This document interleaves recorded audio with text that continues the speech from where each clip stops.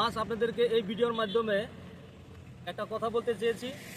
কথাটা হলো, আসাম বরপেটা জেলার আমার এই ভাই রেজাবুল হক, ইনার গাড়িটা অ্যাক্সিডেন্ট হয় ওয়েস্ট বেঙ্গল ফালাকাটা থানা এরিয়ায় যাওয়া 22 তারিখে। তো ওই গাড়িটা সরানোর জন্য আমরা কয়েকজন লোক যাইতেছি ফালাকাটা থানায়। তো গাড়িটা এখন ফালাকাটা থানায় আছে। তো আমরা আজকে সকালবেলা বাড়ির থেকে বেরিয়ে আসলাম, আইসা ওই ফালাকাটা থানায় যাইতেছি গাড়িটা সরানোর জন্য।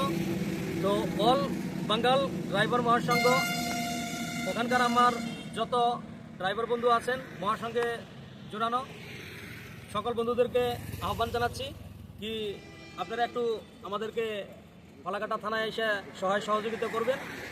আর এই ভিডিওর মাধ্যমেই আসামের যত ড্রাইভার মহাসংঘের মধ্যে জয়েন হওয়া বা জয়েন না হওয়া যত ড্রাইভার বন্ধু আমাদের আছে তাদেরকে আমি বলতে চাই যে একবার ড্রাইভার মহাসংঘের মধ্যে জয়েন হয়ে দেখেন, তারপরে দেখবেন ড্রাইভার মহাসংঘের পাওয়ারটা কি।